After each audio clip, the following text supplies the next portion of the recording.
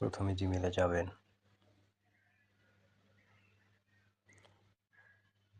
তারপর দেখবেন account log in করা আছে কিনা, যেটা সুরক্ষিত রাখবেন। তারপর অ্যাকাউন্টের লোগোতে ক্লিক করবেন। এরপর এখানে লেখা দেখবেন ম্যানেজ ইউর গুগল অ্যাকাউন্ট, এখানে ক্লিক করবেন। এখানে নিচে দেখবেন সিকিউরিটি অ্যান্ড সাইন ইন লেখা আছে, এটার উপর একটা ক্লিক করে দেবেন। এখানে নিচের দিকে আসলে দেখবেন অনেকগুলো অপশন আছে।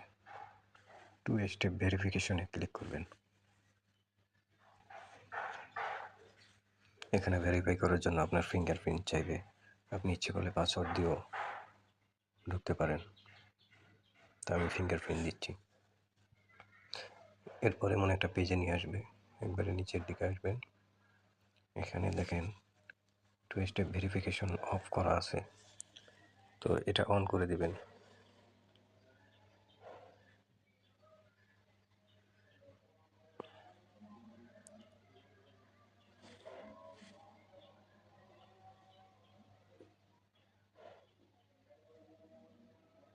টু স্টেপ ভেরিফিকেশন অন করার পর এখানে নিচে দেখবেন একটা অপশন আসছে ব্যাকআপ কোড, এখানে ক্লিক করবেন। এরপর গেট ব্যাকআপ কোডে ক্লিক করবেন। এটা ক্লিক করার পর আপনার এখানে দেখতে পাচ্ছেন 10টা কোড আসবে।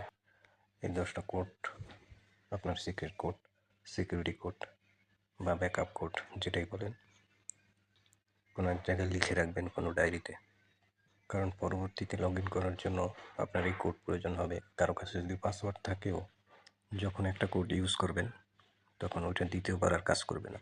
অন্য কোনো ডিভাইসে লগ ইন করতে গেলে তখন আর একটা কোড ইউজ করতে হবে। এই কোডগুলো যখন শেষ হয়ে যাবে ইউজ করতে করতে, তখন গেট কোডে চাপ দিলে আবার নতুন করে 10টা কোড পাবেন।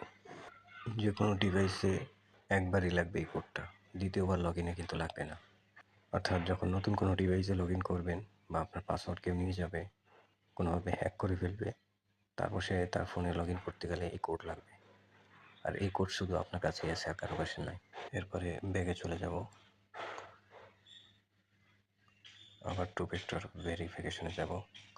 এখানে দেখেন ব্যাকআপ কোডের এটা কিন্তু সবুজ হয়ে আছে। আর একটা হচ্ছে অথেন্টিকেটার।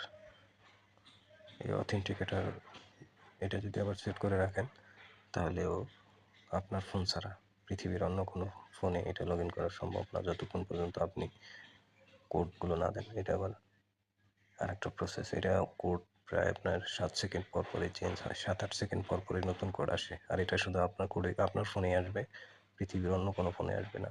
এটা নিয়ে ভিডিও আর একদিন করব, এটা আরও পাওয়ারফুল।